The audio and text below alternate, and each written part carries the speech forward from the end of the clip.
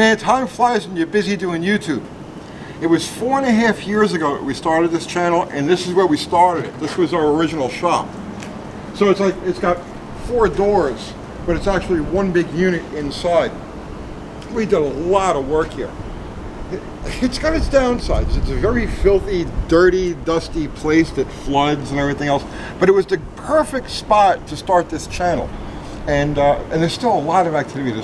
That's one of the things I miss about working out of here, is that there are so many other little shops and craftsmen and stuff, and it's like a communal thing. It's like a free-for-all zone. I do miss the place. But my friends John and Breon are in here now, and they've been since we moved out. And I actually still have the whole area back there. We don't use it for anything. But this is where Bottle Rocket was born. This is where all of the heavy work on Slaghammer took place. This is where we shortened the frame and mounted the body and did all of the other stuff. And this car, and this is something that a lot of people have asked about over the last couple of few years.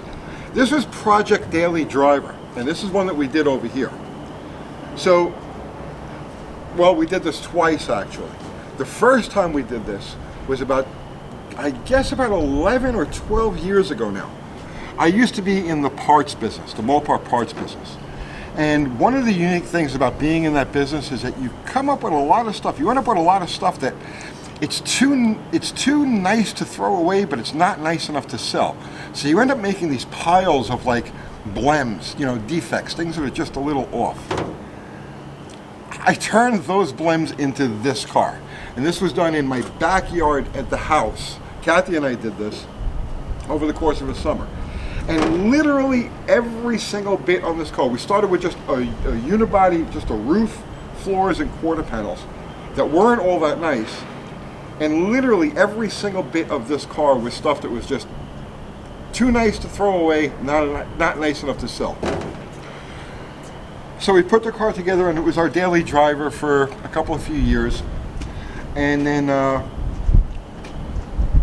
late in 2019, we had an accident with it.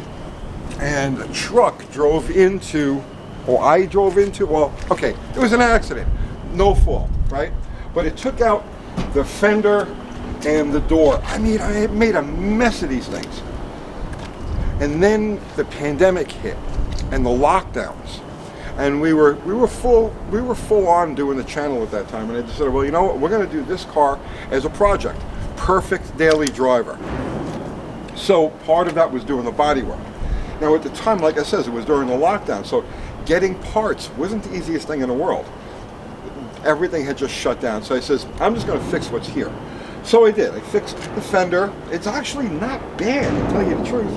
I did the door, and it's starting to, well, you could see here where it's chipping here and it's chipping here. But for the most part, it's okay. I got some rust blistering through here. But I'm getting ahead of myself. So, the idea here was to build a perfect daily driver, something that was going to get gas mileage in the high teens, the low 20s, that would be of moderate performance, but like ultimate reliability. The whole point of this car was just that it's a classic car that you just get in, throw whatever gas is available, turn the key, drive it, and do what you're going to do. And for the last 3 years, that's exactly what has happened to this thing. You haven't seen it on the channel because it's at the house. Now we've got the black one there at the house now too. So the Swinger and the black Jeep share daily driver duties for Kathy. But for the most part, this thing, all it does is it goes to the supermarket and just general running around. It's been relatively trouble-free. So the engine,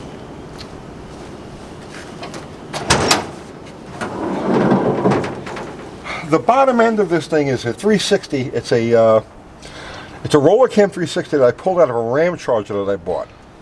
So the bottom end is that 360, and all I did with the bottom end of this thing was just I re-ringed it and I turned the pistons around. No, it doesn't make a peep, but the pistons were reversed with fresh rings and bearings and gaskets and all of that. And that's the bottom end of the engine. The top end of the engine is a set of 318 cylinder heads that we did just very minor porting on. And the idea here wasn't to make power and muscle car performance. The idea was to have peppy, good low torque performance that it would net good gas mileage and good drivability. The idea behind this car is just round town, we jump on a highway and run it at 70 miles an hour for days on end, and that was the purpose behind all of this. It's got the stock 360 cam in it. Where I made a mistake with this thing, well, I used an Edelbrock SP2P intake manifold on it, which was developed back in the 1970s as a gas mileage intake manifold. And in the past, I've used them on a couple of 318s. And they work fairly well. They work okay, they work good. But what I found now is that at the 360 size, that manifold is hopelessly outclassed. This thing will not pull a lick over 5,000 RPM. It's just like it hits a brick wall. Gas mileage is okay, but not as good as it should be. There's a 600 Edelbrock on it now, and it's 600 Edelbrock's been on it, well, pretty much since about a month after we put it together. I had a Quadrajet on here. It had fuel percolation problems. After you shut the car off, you couldn't restart it for a while. So I switched back to an Edelbrock. I didn't notice any difference in performance or gas mileage, so we just left it at that. But that intake manifold is coming off. I've got a 340 intake manifold sitting, it's been sitting forever now, to replace it with. I just haven't gotten around to it yet. But that's the story under the hood. I mean, it's just an engine. It runs, it drives, it's nice, it's smooth. It's zero maintenance. I have not changed the oil on this thing in the 3 years since we put it together.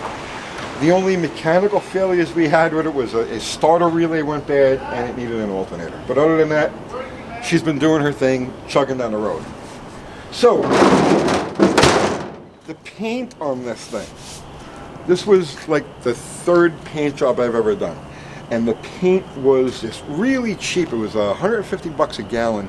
I can't remember the name of it, the name of the company. It was $150 a gallon, Hemi orange. So I did the body work on it, went all the way around. Actually, I spent a lot of time doing the body work on this car. The paint has not held up bad. I'm actually surprised. Now, in the 3 years since we completed this thing, it's probably, no exaggeration, it's been washed like 3 times. There's mold on it. It's a mess. It's never been waxed. It's kind of neglected, but it doesn't look bad. And if I was to go around and actually detail this car, you know, just give it a wash, a light compound, and a wax, it would come up like brand new again. I'm not going to do it because it needs some repairs. So as I pointed out before, I've got the door, I've got the Bondo chipping on the door in a couple of places. It's straight otherwise. And then I've got this, where on both sides it's blistering. So this is the seam, the quarter panel seam.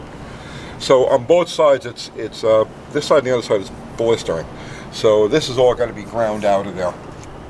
And I have to figure out what to do with that. But this is so far down my list of priorities because we've got many other things to deal with. Performance-wise, it's not to write home about. I was hoping for like a 1490, a 15.0 out of it. When we first put it together, we made a few runs. We had a G-Tech at the time. Made a few runs, and they were like 1570s, 1560s, 1570s. But again, it's not tuned for performance at all. It's the whole thing is set up as a driver.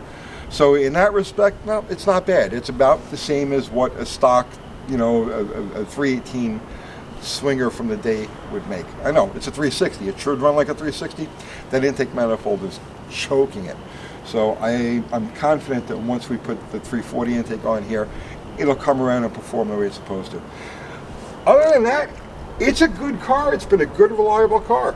It's got a 7 1/4 in it, which I love the 7 1/4s for daily drivers. They're no good for performance cars, but they're great for daily drivers. And this one's got a 270 gear, 271 gear, and it has a sure grip unit, which is very hard to come by. It's got an actual 7 1/4 sure grip unit. Chrysler made like 5 of them. I've got one. But other than that, that's it. Like, that's the update on the Project Daily Driver Swinger. It's been doing nothing but being a daily driver, and a pretty good one at that.